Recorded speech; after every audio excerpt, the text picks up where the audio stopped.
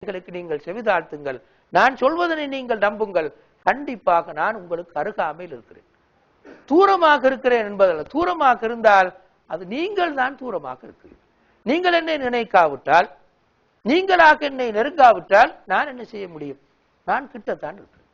இந்த நோக்கத்துக்காகவும் தான் நான் உங்களுக்கு நோன்பை கடமையாக்கி. அல்லாஹ் சொல்கின்றான், இந்த நோக்கத்துக்காகத்தான் நான் உங்களுக்கு நோன்பை கடமையாக்கி. பல்வேறு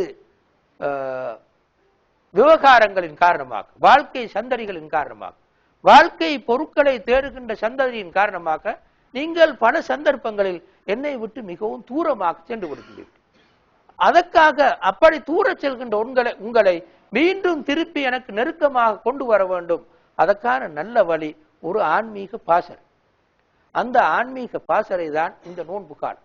எனவே அந்த நோன்பை நீங்கள் மிகச் சரியாகவும் கவனமாகவும் பயன்படுத்தினால் என்னை நெருங்குவீர்கள்.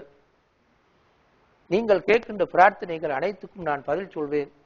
எனவே நான் சொல்வதை நம்புங்கள், எனக்கு நீங்கள் செவிதாழ்த்துங்கள் என்று அல்லாஹு தஆலா இந்த வசனத்திலே ஃபல்யஸ்தஜீபு லி, எனக்கு நீங்கள் செவிதாழ்த்து, என்னுடைய கட்டளைகளுக்கு பதில் சொல்லுங்கள். வல்யுமினு பி, நான் சொல்வதை நம்புங்கள், நான் உங்களுக்கு அருகாமையில் இருக்கிறேன் என்று நான் சொல்வதை நம்புங்கள். என்னுடைய இந்த கடமைகளை பாரமாக எடுக்காதீர்கள்.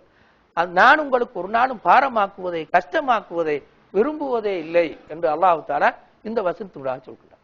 மதிப்புக்குரிய சகோதரர்களே, அல்லாஹ் சட்டம் இயற்றுகின்ற ஒழுங்கு இதுதான். அல்லாஹ் ஒரு நாளும் சட்டங்களை நாங்கள் செய்வது போன்று திணிப்பதில்லை. திணித்திருக்கிறான் என்று பாருங்கள், திணிப்பதில்லை. நீ பின்பற்றித்தான் ஆக வேண்டும், கட்டாயம் படி செய்துதான் ஆக வேண்டும் என்று சொல்லவில்லை. எப்படி சொல்லி இருக்கிறான், எவ்வளவு அழகாக மிகவும் ஒழுங்காக அல்லாஹ் சொல்லி வந்திருக்கிறான் என்று பாருங்கள். அல்லாஹ்வுடைய எந்த சட்டத்தை எடுத்து பார்த்தால் அவ்வளவு அதிகாரம் உள்ளவனாக இருந்தும், அந்த அதிகாரத்தை பற்றி வார்த்தைகளால் விளக்க முடியாத அளவுக்கு அவ்வளவு அதிகாரம் உள்ளவனாக இருந்தும் எவ்வாறு அழகாக சொல்லி வருகின்றான் என்பதனை நாங்கள் இங்கே அவதானிக்கிறோம். அடுத்த வசனத்தை பாருங்கள். அடுத்த வசனத்தில் அல்லாஹு தஆலா இன்னொரு சலுகையை சொல்கின்றார். இந்த அடுத்து நாங்கள் பார்க்கின்ற வசனத்தில் அல்லாஹு தஆலா இன்னொரு சலுகையை சொல்கின்றார்.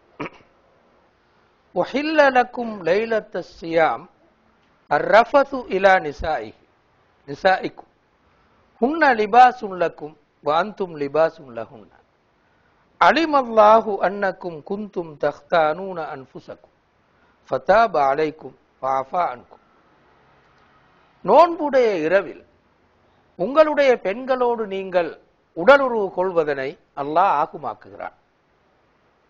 அவர்கள் உங்களுக்கு ஆடையாக அமைகின்றார்கள், நீங்கள் அவர்களுக்கு ஆடையாக இருக்கிறீர்கள். நீங்கள் உங்களையே ஏமாற்றிக் கொள்கிறீர்கள், வஞ்சித்துக் கொள்கிறீர்கள் என்று அல்லாஹ்வுக்கு தெரியும். எனவே அல்லாஹ் உங்களை மன்னித்து விட்டான், உங்களுக்கு தௌபாவை தந்து விட்டான் என்று அல்லாஹு தஆலா இங்கே சொல்கின்றார். என்ன இங்கே அல்லாஹ் சொல்ல வருகின்றார்? ஆரம்ப கால பிரிவில் தப்சீர்களில் வருவது போன்று, சஹாபாக்கள் விளக்குவது போன்று, ஆரம்ப கால பிரிவில் ஒருவர் நோன்பு திறந்ததன் பிறகு சஹர் நேரம் வரையில் எதனையும் சாப்பிடுவதோ பெண்களோடு உறவாடுவதோ கூடாததாக இருந்தது. அப்போது சில மதீனாவில் சில ஆண்கள் அதனை கடைபிடிப்பதற்கு கஷ்டப்பட்டார். பெண்களோடு உறவாடி விடுவார், இடையில் சாப்பிட்டு விடுவார். இதனை அவதானித்த அல்லாஹ் தஆலா அவர்கள் கேட்காமலே அதனை இலகுபடுத்தி கொடுத்தார்.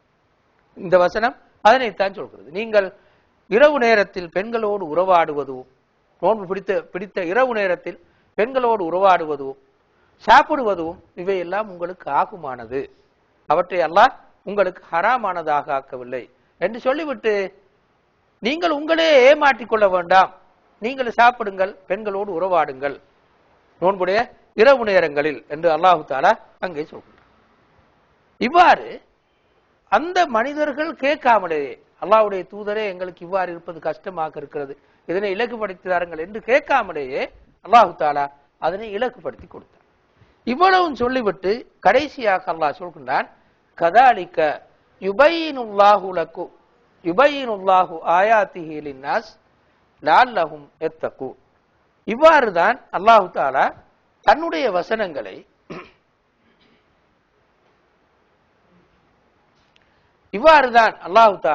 தன்னுடைய வசனங்களை மனிதர்களுக்கு தெளிவுபடுத்துகின்றார். லஅல்லஹும் யத்தகூன், அவர்கள் தக்வா உள்ளவர்களாக மாற வேண்டும் என்பதற்காக. என்ன பொருள்? என்ன அல்லாஹ் இங்கே சொல்ல வருகின்றான்? இவ்வளவு விஷயங்களை சொல்லிவிட்டு அல்லாஹ் சொல்கின்றான். மதிப்புக்குரிய சகோதரர்களே, இந்த நோன்பை கடமையாக்கியதில் நாம் என்ன கண்டோம்? நோன்பு பிடிக்காவிட்டால் என்ன தண்டனை என்று அல்லாஹ் சொன்னானா? சொல்லவில்லை. நோன்பு பிடிக்காவிட்டால் என்ன தண்டனை? இந்த வசனங்கள் இருக்கிறதோ அது இல்லை. ஒரே அடியாக 30 நோன்பை நீங்கள் பிடித்துத்தான் ஆக வேண்டும் என்று சொன்னானா? அதையும் சொல்லவில்லை. படிப்படியாக பழக்கப்படுத்தினார். நோன்பை பிடியுங்கள் என்று கடமை என்று சொல்லிவிட்டு சொன்னார். நீங்கள் பிடிக்கவும் முடியும். அதற்கு பதிலாக நீங்கள் ஒரு ஏழை குணவடுத்து விட்டு பிடிக்காமல் இருக்கவும் முடியும். இதனை கொஞ்ச காலம் அல்லாஹ் விட்டார். பிறகுதான் அதனை கடமையாக்கி படிப்படியாக கடமையாக்கினார். பிறகு சலுகைகளை வழங்கினார். திரும்ப அதற்காக நீங்கள் நோயாளியாக இருந்தால், நீங்கள் பிரயாணியாக இருந்தால் வேறொரு காலத்தில் நோன்பு பிடித்து முடியும். அந்த சந்தர்ப்பத்தில் நோன்பை நீங்கள் விட்டுவிட முடியும் என்று அல்லாஹ் சலுகைகளை வழங்கினார்.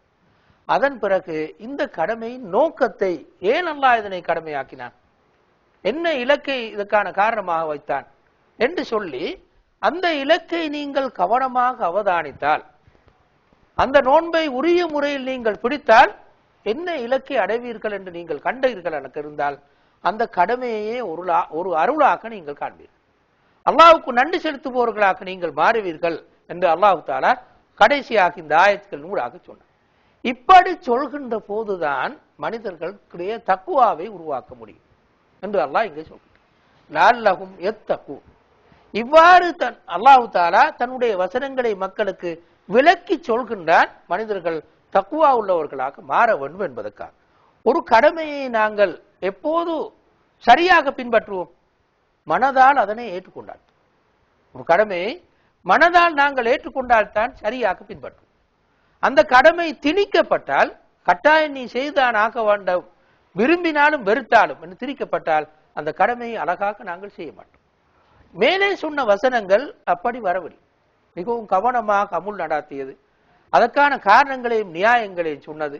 அதன் பிறகுதான் அல்லாஹு தஆலா இது இப்படி சொல்வதுதான் ஒரு மனிதனிடத்திலே தக்குவாவை உருவாக்க முடியும், நியாயங்களை சொல்லி சலுகைகளை கொடுத்து கடமையாக்கப்பட்டதற்கான காரணங்களை சொன்னால்தான் மனிதர்கள் இதனை கடைபிடித்து தக்குவா உள்ளவர்களாக மாறுவார்கள் என்று அல்லாஹு தஆலா இந்த வசனங்கள் ஊடாக எங்களுக்கு சொன்னார். அல்லாஹ்வுடைய கடமைகள் எல்லாமே அல் குர்ஆனிலே நாங்கள் படித்து பார்த்தால், கடமைகளை அல்லாஹ் விதிக்கின்ற போது, ஒரு பொருளை ஹராம் ஆக்குகின்ற போது அல்லது ஹலால் ஆக்குகின்ற போது, கடமைகளை சொல்கின்ற போது இந்த அமைப்பை தான் கையாளுகின்றார். சகல அதிகாரங்களும் உள்ளவனாக இருந்தாலும் அந்த அதிகார சொற்பிரயோகங்களை அல்லாஹ் பாவிப்பதில்லை. நாங்கள் இங்கே பார்த்தோம், அதிகார சொற்பிரயோகங்களை அல்லாஹ் பாவிப்பதில்லை. தண்டனையை பற்றி மிகவும் கூடுதலாக அல்லாஹ் சொல்வதில்லை. அல் குர்ஆனை நாங்கள் படித்து பார்த்தால் வழங்கும் தண்டனை சொற்பிரயோகங்களை அல்லாஹ் அதிகமாக குர்ஆனிலே பாவிப்பதில்லை. இந்த அமைப்பை தான் அல்லாஹ் கையாளுகின்றான் என்ற உண்மையை இங்கே நாங்கள் காணுகிறோம். மதீனாவுடைய மக்கள் நோன்பு நோன்பு திறந்ததன் பிறகு சஹர் நேரம் வரையில் சாப்பிடவோ பெண்களோடு உறவாடுவதோ கூடாது என்று சொல்லி இருக்கும் போது சாப்பிட்டார்கள், பெண்களோடு உறவாடினார். அப்பவும் அல்லாஹ் என்ன சொன்னார்? நீங்கள் உங்களையே ஏமாற்றிக் கொள்ள வேண்டாம், நான் அனுமதிக்கிறேன், சாப்பிடுங்க, நான் அனுமதிக்கிறேன், நீங்கள் பெண்களோடு உறவாடுங்கள், இப்போது நான் உங்களை மன்னித்து விட்டேன், தாபா அலைக்கும் வஃபா அன்கும் கேட்காமலே சொன்னார். ஏனென்றால் அல்லாஹ்வுக்கு தெரியும் மனிதன் இப்படித்தான் என்று, மனித பலவீனங்கள் இப்படித்தான் என்று தெரியும். எனவே இப்படித்தான் அல் குர்ஆன் மிகவும் கவனமாக மனிதர்களை அணுகியது. நான் போட்ட சட்டத்தை ஏன் நீங்கள் மீறினீர்கள் என்று விசாரணை ஒன்று நடத்தவில்லை. ஏற்கனவே இருந்த சட்டத்தை, நீங்கள் பெண்களோடு உறவாடக்கூடாது, இஃப்தாரின் பிறகு சாப்பிடக்கூடாது என்ற சட்டத்தை நீங்கள் மீறியதற்காக என்ன தண்டனை என்று சொல்லவில்லை. அதற்கான விசாரணை நடத்தவில்லை. அது பற்றி எதுவுமே சொல்லவில்லை. அல்லாஹ் சொன்னான், உங்களே நீங்கள் வஞ்சித்துக் கொள்கிறீர்கள், நான் உங்களுக்கு இவை எல்லாவற்றையும் ஹலாலாக்கி விட்டேன், நீங்கள் சாப்பிடுங்கள், குடியுங்கள், நீங்கள் பெண்களோடு உறவாடுங்கள், நீங்கள் ஏற்கனவே செய்த என்னை மீறி, நான் சொன்ன கட்டளையை மீறி செய்தவற்றை எல்லாம் ஃபதாப அலைக்கும் வஃபா அன்கும், நான் பாவ மன்னிப்பை உங்களுக்கு தந்து விட்டேன், உங்களை மன்னித்து விட்டேன் என்றுதான் அல்லாஹ் தஆலா சொன்னார். எனவே மதிப்புக்குரிய சகோதரர்களே, அல்லாஹ் சட்டங்களை இயற்றுகின்ற போது, மனிதர்கள் மீது கடமையாக்குகின்ற போது இந்த அமைப்பை தான் கையாளுகின்றோம் என்ற உண்மையை இங்கே நாங்கள் பார்க்கின்றோம். எனவே இந்த குர்ஆனை வாசிக்கும் போது, இப்படி இந்த நோன்புக்குரிய கடமையாக்கிய வசனங்களை வாசிக்கின்ற போது எந்த மனிதனும் அதனை பின்பற்றுவார். யாரும் அதனை பாரமாக நினைக்க மாட்டார். தன்னோடு பேசுபவன் அல்லாஹ்வாக இருந்தும், மிகப்பெரிய அதிகாரம் உள்ளவனாக இருந்தும், எல்லா சகல விதமான அறிவு கொண்டவனாக இருந்தும் இவ்வளவு தூரம் எளிமையாக பேசுகிறானே, இவ்வளவு தூரம் என்னுடைய பலவீனத்தை புரிந்து சொல்கிறானே என்று கண்டு எந்த மனிதனும் மிக திருப்தியோடு இந்த கடமையை தலையை தூக்கி வைத்துக் கொள்வோம். அந்த அமைப்பில் தான் அல்லாஹு தாலா மனிதனோடு இந்த வசனங்கள் நூறாக பேசுகின்றான் என்ற உண்மையை நாங்கள் இங்கே காணலாம். இப்போது நாங்கள் அடுத்த பகுதிக்கு வருவோம். ஏற்கனவே நாங்கள் சொன்ன இந்த வசனங்களை ஓரளவு தூரம் விளக்கமாக பார்ப்பதற்கு நாங்கள் முயல்வோம். முதலாவது, அல் குர்ஆன் சொன்னது லஅல்லக்கும் தத்தக்கூன், நீங்கள் தக்குவா உள்ளவர்களாக மாற வேண்டும் என்பதற்காகத்தான் நான் நோன்பை கடமையாக்கினேன் என்று அல் குர்ஆன் சொன்னது. ஸல்லல்லாஹு அலைஹி வஸல்லம் அவர்கள் அந்த கருத்தை சொன்னார்கள். அஸ்ஸௌமு ஜுன்னத்துன் ஹுவ ஹிஸ்னுன் மின் ஹுசூனில் முஃமின். நோன்பு ஒரு கோட்டை, ஒரு கேடை, ஒரு முஸ்லிமுடைய கோட்டையாக இருக்கும், ஒரு கேடயமாக இருக்கும். தீமைகளை விட்டு அவனை பாதுகாத்துக் கொள்வதற்கு, ஜாஹிலியத்தை விட்டு அவனை பாதுகாத்துக் கொள்வதற்கான மனப்பக்குவத்தை கொடுப்பதற்கான ஒரு பாசறை தான் நோன்பாக அமையும். அதனூடாக மனிதன் ஒரு கோட்டையின் உள்ளே நுழைந்தவன் போன்று ஆகும், தக்குவா என்ற கோட்டையின் உள்ளே நுழைந்தவன் போன்று அவன் மாறுகிறான் என்று அல்லாஹு தாலா இந்த வசனங்களிலே சொல்லி இருப்பதனை ஸல்லல்லாஹு அலைஹி வஸல்லம் அவர்கள் இப்படி விளக்கி இருப்பதனை நாங்கள் காணுகின்றோம். ஆனால் ஸல்லல்லாஹு அலைஹி வஸல்லம் அவர்கள் இன்னும் ஒரு உண்மையை சொன்னார்கள். ருப்ப ஸாயிமின் லைஸ லஹு மின் ஸியாமிஹி இல்லல் ஜூ. எத்தனையோ நோன்பாளிகள் அவர்களுக்கு நோன்பால் கிடைப்பது பட்டினியை தவிர வேறு எதுவும் கிடையாது என்று இந்த கருத்தையும் ஸல்லல்லாஹு அலைஹி வஸல்லம் அவர்கள் சொன்னதனை நாங்கள் காணுகிறோம். அடுத்ததாக குர்ஆன் என்ன கருத்தை சொல்கிறது என்று நாங்கள் பார்த்தால், நோன்பின் பின்னணி அல் குர்ஆன் இறங்கியதாக அமைகின்றது என்ற கருத்தை அல்லாஹு தாலா அடுத்து வருகின்ற 2 வசனங்களில் சொல்கின்றார். முதலாவது வசனம் நாங்கள் ஏற்கனவே சொன்னது போன்று அல் குர்ஆன் இறங்கிய மாதமாக இது இருப்பதன் காரணமாக மனிதர்களுக்கு நேர்வழிகாட்டலாகவும் அந்த நேர்வழிகாட்டலுக்கான ஆதாரங்களை சொல்வதாகவும் இந்த மாதம் இருப்பதன் காரணமாக, குர்ஆன் இறங்கிய மாதம் இருப்பதன் காரணமாக நீங்கள் நோன்பு நோருங்கள் என்று சொன்னது. இரண்டாவது அல் குர்ஆன் சொன்னது, நோன்புடைய மாதத்தில் தான் ஒரு மனிதன் மிகவும் அல்லாஹ்வுக்கு நெருக்கமானவனாக மாறுகின்றான். எனவே அந்த காலங்களில் செய்கின்ற பிரார்த்தனை அல்லாஹ்வினால் அங்கீகரிக்கப்பட்டதாக, ஏற்கப்பட்டதாக மாறுகிறது என்று அல்லாஹு தஆலா அடுத்த வசனத்திலே சொல்கின்றார்.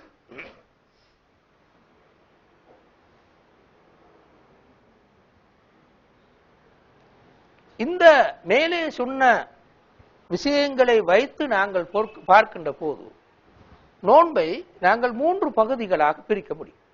ஒன்று, உடலோடு சம்பந்தப்பட்ட ஒழுங்குகள், சாப்பிடாமல் இருப்பது, குடிக்காமல் இருப்பது, நோன்புடைய நேரத்தில் பெண்ணோடு உறவாடாமல் இருப்பது என்ற உடலோடு சம்பந்தப்பட்ட பகுதியை முதலாவதாக நாங்கள் காண்கிறோம். எங்களுக்கு தெரியும், உடம்பு இருப்பதன் காரணமாகத்தான் மனோ இச்சை எங்களுக்கு இருக்கிறது. மலாய்க்கத்துகளுக்கு மனோ இச்சைகள் எதுவும் கிடையாது, உடம்பு இல்லாதன் காரணம்.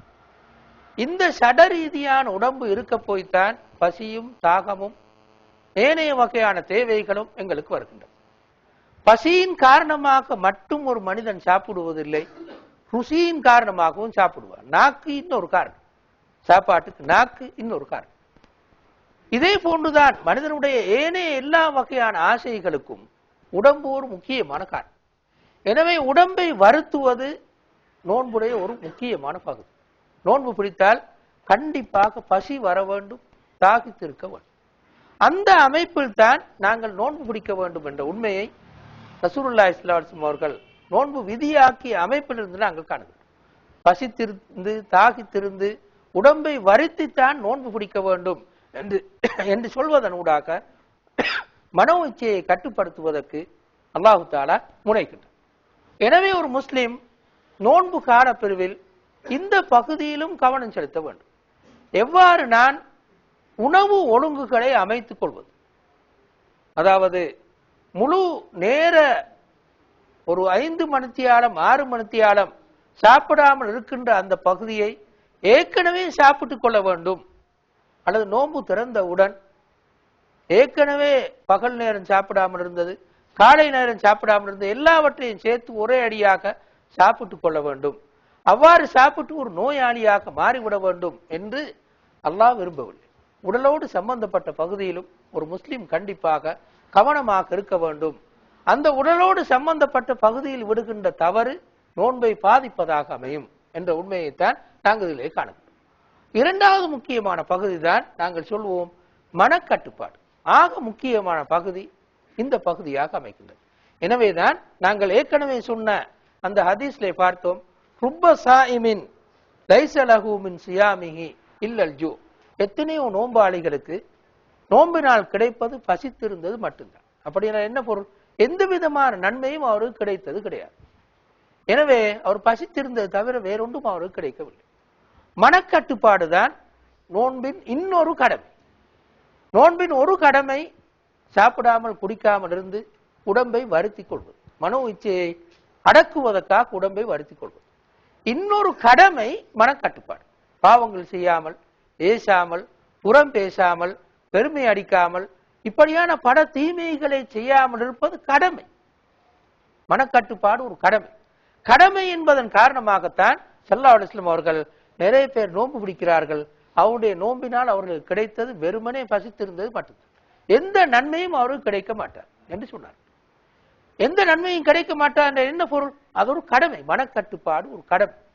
எனவேதான் நோன்பை முறிக்கும் காரியங்கள் எது என்று ஆய்வு செய்த இஸ்லாமிய சட்ட அறிஞர்கள் அதற்கான ஹதீஸ்களை எடுத்து பார்த்து இரண்டு கருத்துக்களை சொன்னார்கள்.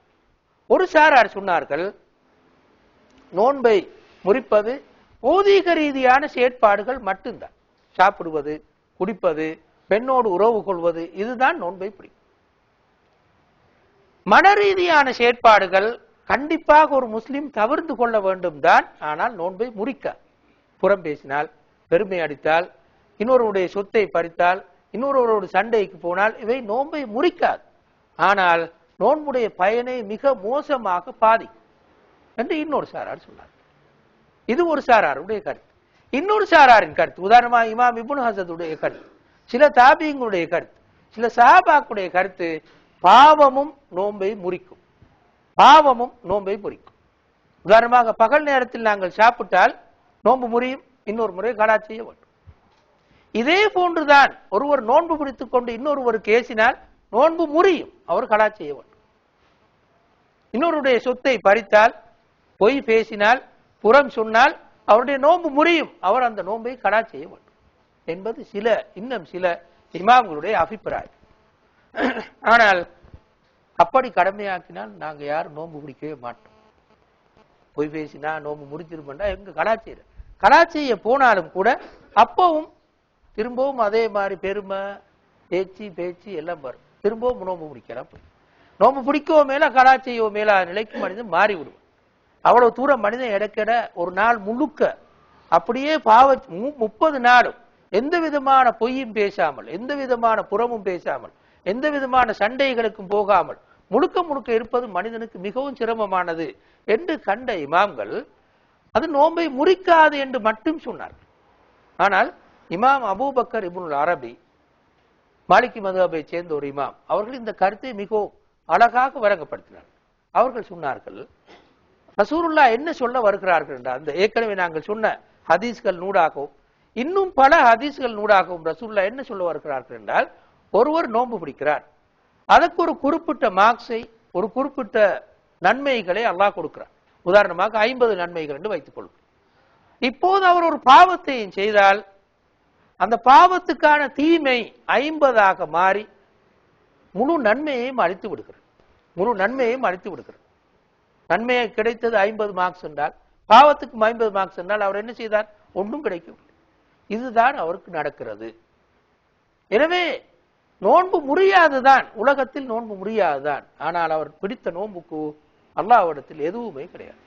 இந்த கருத்தை தான் ஸல்லல்லாஹு அலைஹி வஸல்லம் அவர்கள் சொல்ல வந்தார்கள் என்று மாலிகி மதுஹபுடைய இமாம்கள் ஒருவர் அபூபக்கர் இப்னுல் அரபி அவர்கள் சொல்வார். எனவே மனக்கட்டுப்பாடு நாங்கள் கண்டிப்பாக விலகிக் கொள்ள வேண்டும், கடமையான ஒன்று. மதிப்புக்குரிய சகோதரர்களே, மற்ற எல்லாமே கடமையால், வளமையாக உள்ள கடமைகள் மட்டும்தான் கடமையாக இருக்கு. நோன்பு கால பிரிவில் 5 நேரம் தொழுவது எந்த நாளும் கடமை, நோன்புலையும் கடமை. ஏனைய விஷயங்களும் ஏனைய கடமைகளும் நோன்பிலும் கடமை, ஏனைய காலத்திலும் கடமை.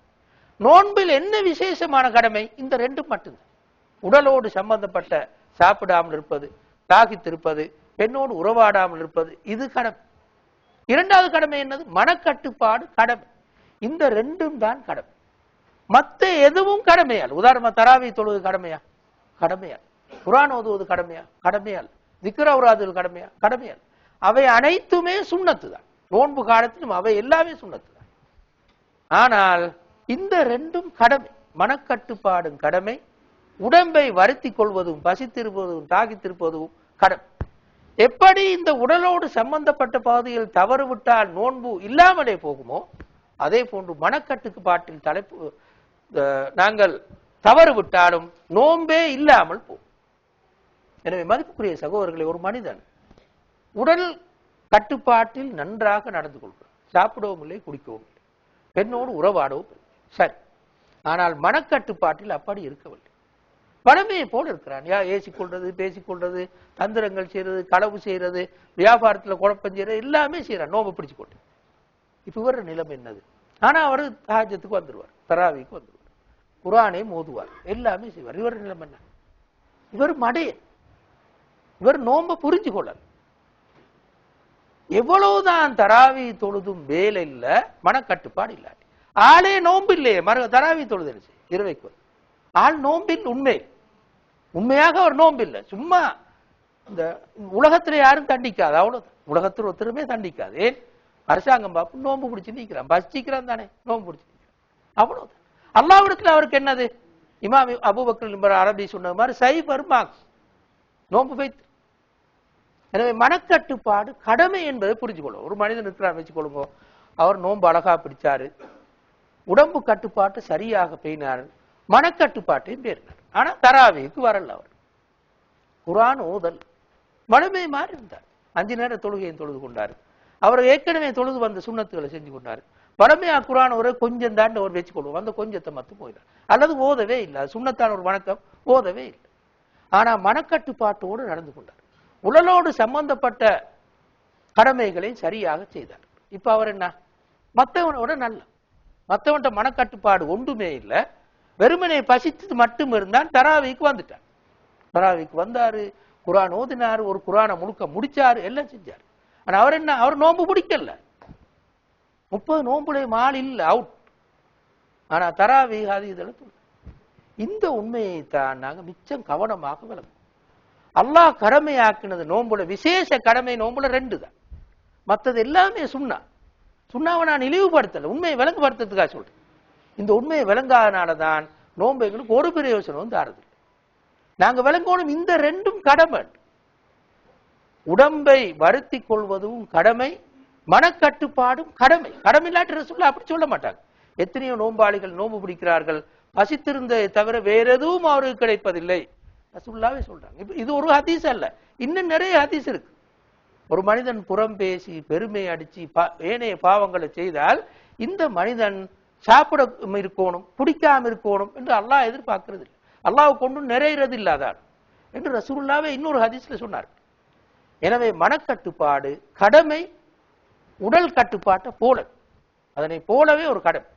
இந்த 2ம் தான் நோன்பின் கடமைகள், மற்றவைகள் சுன்னா என்பதனைத்தான் நாங்கள் கவனமாக புரியவும்.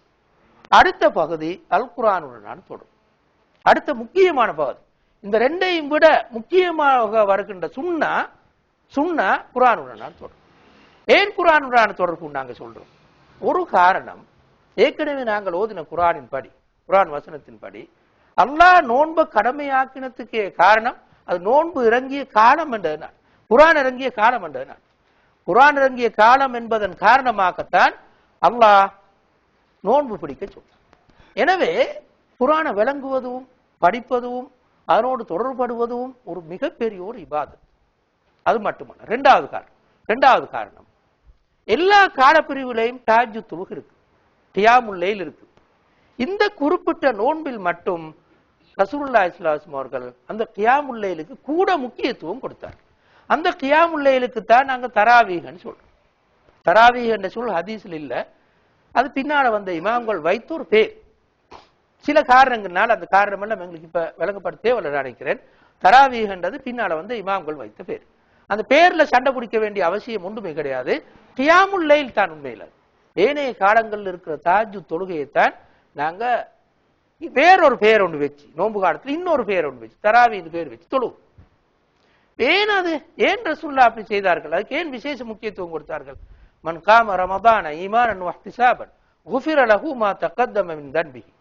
யார் இரவு நேரத்தில் நோன்பு காலத்தில் நின்று வணங்குகிறாரோ, ஈமானோடும் நன்மையை தேடி நன்மையை நாடி அந்த நோக்கத்தோடு யார் நின்று வணங்குகிறாரோ, முன்னால செய்த பாவங்கள், ஒரு வருஷமா செஞ்ச பாவம் எல்லாமே அழிஞ்சு போயிடும், அல்லாஹ் மன்னித்து விடுவான் என்று ரசூலுல்லாஹி ஸல்லல்லாஹு அலைஹி வஸல்லம் சொன்னார். ஏன் அப்படி சொன்னார்கள் என்றால், தராவீஹ் தொழுகையில அல்லது கியாமுல் லைல் தொழுகையில அல்லது தஹஜ்ஜுத் தொழுகையில நாங்க நோன்புல என்ன செய்யறோம்? கூடுதலாக குர்ஆன் ஓதுறோம். அதான் செய்யறோம். ஏனைய காலங்களை விட மிச்சம் கூட குர்ஆன் ஓதுறோம். இந்த ஒரே நேரத்தில 11 ரக்காத்தோ அல்லது 20 ரக்காத்தோ தொழுவோம். தொழுதால் ஒரு கொஞ்சம் நேரத்தை தொழுவோம். நாங்க ஒரு நீண்ட நேரத்தை தொழுவோம். ஒரு மணித்தியாலம், பலவீனமான எங்களை பொறுத்தவரை 1 ஹவர், சில நேரம் 3/4 ஹவர் தொழுவோம். அப்படி ஒரு தொழுகையும் இல்லை. மற்ற காலங்கள்ல கொஞ்ச நேரம் 5 நிமிஷம் 10 நிமிஷம் மற்ற கால தொழுகை. அல்லாஹ்வுடைய எதிர்பார்ப்பு, ரசூலுல்லாஹி ஸல்லல்லாஹு அலைஹி வஸல்லம் எதிர்பார்ப்பு, நோன்புடைய காலத்தில் முஸ்லீம்கள் குர்ஆனை முழுக்க ஒரு முறை அப்படியே பார்த்து கொள்ளட்டும், அல்லது குர்ஆனை பாதியை பார்த்து கொள்ளட்டும், அல்லது ஒரு ஜுஸையாவது படிச்சு கொள்ளட்டும், பார்த்து கொள்ளட்டும். இதற்காகத்தான் அல்லாஹ் தராவீஹ் அல்லது தஹஜ்ஜுத் அல்லது கியாமுல் லைல் என்ற தொழுகைக்கு விசேஷ முக்கியத்துவம் கொடுத்து ஸல்லல்லாஹு அலைஹி வஸல்லம் அவர்கள் சொன்னார்கள். எனவே மதிப்புக்குரிய சகோதரர்களே, இந்த தொடர்பு எங்களுக்கு வரும். எப்படி வரும்? அதைத்தான் நாங்க எல்லாரும் தீர்மானிச்சு கொள்ளும். நான் இப்ப யாரையும் குறை சொல்ற விமர்சிக்கிறாள், உண்மைகளை சொல்லணும் என்றதுக்காக நான் சொல்றேன். இந்த ஒழுங்கு எங்கள்கிட்ட வரணும். ஒன்றுமே விளங்காம பின்னால நின்றோம், இமாமு பின்னால் பயன் இல்லைன்னு நான் சொல்ல வரேன், நன்மை கிடைக்கான்னு சொல்ல வரேன். அதெல்லாம் அல்லாஹ்வுடைய பெரிய எதிர்பார்ப்பு. அல்லாஹ்வுடைய எதிர்பார்ப்பு, ரசூலுல்லாஹ்வுடைய எதிர்பார்ப்பு என்னது? விலையும் கொள்ளணும் என்ன சொல்றேன்னு சொல்லி ஜுஸ அம்மே அப்படியே ஓதினோம். ஒன்றுமே விளங்கல். முழு குர்ஆனையும் தான் ஓதி முடிச்சோம், ஒரு மண்ணும் விளங்கல். உதாரணமா நான் இப்போ உங்கள்கிட்ட ஒரு ஆள்கிட்ட எழுப்பி கேட்டா உங்களுக்கு எத்தனை வயசுன்னு 50 வயசுன்னு சொல்லி 25 அல்லது 30 தராவீகள் தொழுதிருப்பீங்க.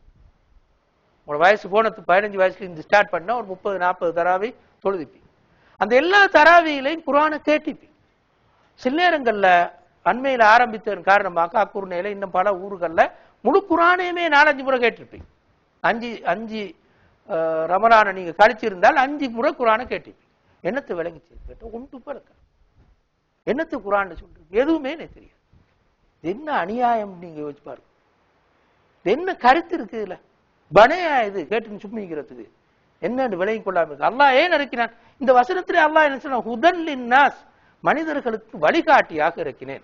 ஒபையினாத்தின் மினல் ஹுதா, நேர்வழியை தெளிவுபடுத்தக்கூடிய ஆதாரங்களையும் சொல்லி இறக்கினேன். எனவே நீங்க நோன்பு விடுங்கன்னு சொன்ன. நாங்க சொல்றோம், யா அல்லாஹ் உன்னோட நேர்வழிமானம், நீ அந்த நேர்வழியை சொன்ன ஆதாரங்களை இணைய தேவையில்ல, சும்மா ஓதினா போதும். இது என்ன அர்த்தம்? இதைத்தான் நாங்க கவனிச்சோம். அதை எப்படி மாற்றலாம்? இதைத்தான் நாங்க மிச்சம் யோசிக்கணும். இந்த மாற்றத்தை எப்படி கொண்டு வார் சமூகத்துக்கு மத்தியில்? நான் சொல்ல ஒரே அடியா நாளைக்கு இந்த பள்ளியில செஞ்சிருன்னு சொல்லல, ஆனா இது கவனத்துல கொள்ளணும். குறைஞ்சது இந்த மாற்றத்தை எப்படியாவது கொண்டு வர முடியுமா என்ற கவனம் எங்களுக்கு இருக்கும். நான் சொல்லல ஹாஃபில கூட்டிட்டு வரவானம், அவரை வச்சு முழு குர்ஆனை ஓதவானம்னு சொல்லல, அதை யாரும் மறுக்கிறது இல்லை. ஆனா அது மட்டும் போதுமா? அதுதான் எதிர்பார்ப்பா என்ற உண்மையைத்தான் நாங்க வழங்குவோம். இவ்வளவுதான் அல்லாஹ்வுடைய எதிர்பார்ப்பு. சும்மா அப்படியே ஓதிட்டு முடிச்சிரு. ஒரு கருத்து ஒரு பொருள் ஒன்றுமே விளங்க. முழு ஜுஸு அம்மையும் அப்படியே மர்ம நாளை பத்தி சொல்லும், மர்ம நாளுக்கான ஆதாரங்களை சொல்லும், நரகத்துல பயங்கரத்தை சொல்லும், சொர்க்கத்துடைய இன்பங்களை பற்றி சொல்லுது. ஒன்றுமே எங்களுக்கு விளங்க. ஓதினதான் நின்று பின்னால் இமாமு பின்னால் கேட்டுக்கொண்டிருந்தான், ஒன்றுமே விளங்க. அப்ப அர்த்தம் என்ன இருக்கும்? போதாமைக்கு படு வேகமாக குர்ஆனை ஓதினால் அது இன்னும் மோசம். அது இந்த குளிக்க பேத்து சேத்த புடிச்சிட்டு வர கதை, நல்ல நன்மையை செய்ய பேத்து பாவத்தை தேட்டு வர கடையாத்த மாறும். படு வேகமாக குர்ஆன் இமாம் ஓதுற ஃபாஸ்ட், அதே மாதிரி பின்னால மாமுங்களுக்கு ஃபாத்தியா ஓதுறதுக்கு கூட டைம் இல்லை, அந்த ஃபாஸ்ட் ஓதி முடிப்பார். அப்ப அது இன்னும் மோசம், ஆக மோசமாக பாரு. எனவே குர்ஆனுடனான தொடர்பு 3வது பகுதி, அதை மட்டும் எங்களுக்கு அழகா செய்யலுமாக இருந்தால் குறைஞ்ச ஒரே ஒரு ஜுசுவை மட்டும் விளங்கியலுமாக இருந்தால் முழு குரானை மோதி தொழுதத்தை விட அது என்ற எந்த விதமான சந்தேகமுமே கிடையாது. எல்லா இமாம்களோட கருத்துப்படியும் குரானுடைய கருத்துப்படியும் அவ்வளவு சஹாபாக்களோட கருத்துப்படியும் அதான் உயர்த்து. ஏன் குரானை சொல்லுது, அஃபலா எத்ததப்பரும் குரான், குரானை அவர்கள் ஆராய்ந்து பார்க்க வேண்டாமா? அம் அலா குலூபின் அக்ஃபாலுஹா, அல்லது அவங்களோட உள்ளங்கள்ல பூட்டு போடப்பட்டிருக்கிறதுவா என்று அல்லாஹ்வே சொல்றார். எனவே குரான் நேர்வழியாக இறங்கியது, அதை படிக்க வேண்டும், விளங்க வேண்டும் என்றுதான் குரானுடைய அடிப்படை நோக்கம். அதை எங்களால் சாதிக்க வேண்டும், அது சாதிக்கப்பட வேண்டும் என்பதற்காகத்தான் ஸல்லல்லாஹு அலைஹி வஸல்லம் அவர்கள் நோன்புடைய காலத்துல தஹஜ்ஜுத் தொழுகையை விசேஷமாக சொன்னார். எனவே மதிப்புக்குரிய சகோதரர்களே, இது நோன்புடைய சுன்னத்துகளில் ஆக உயர்ந்த சுன்னத். அந்த கியாமுல் லைல் ஆக உயர்ந்த சுன்னத். அந்த கியாமுல் லைலுக்காக அல்லாஹ் தஆலா முழு பாவங்களை, ஒரு வருட பாவங்களை மன்னித்து விடுகிறான்னு சொல்லி ஸல்லல்லாஹு அலைஹி வஸல்லம் அவர்கள் சொன்னதனுடைய பின்னணி இதுதான். அடுத்தது நோன்புடைய காலப்பிரிவின் பிரார்த்தனை. இதுக்கு ஒரு பெரிய ஒரு முக்கியத்துவம் இருக்கிறது என்பதனை ஏற்கனவே ஓதின ஆயத்துல நாங்க பார்த்தோம். ஒய்தா சஅலக இபாதி அன்னி ஃபஇன்னி கரீபுன் உஜீபு தாவத்த தாஇ, இந்த வசனத்துல நாங்க பார்த்தோம். நான் உங்களுக்கு மனிதனுக்கு மிகவும் நெருக்கமாக, என்னுடைய அடியார்களுக்கு நெருக்கமாக இருக்கிறேன், பிரார்த்தி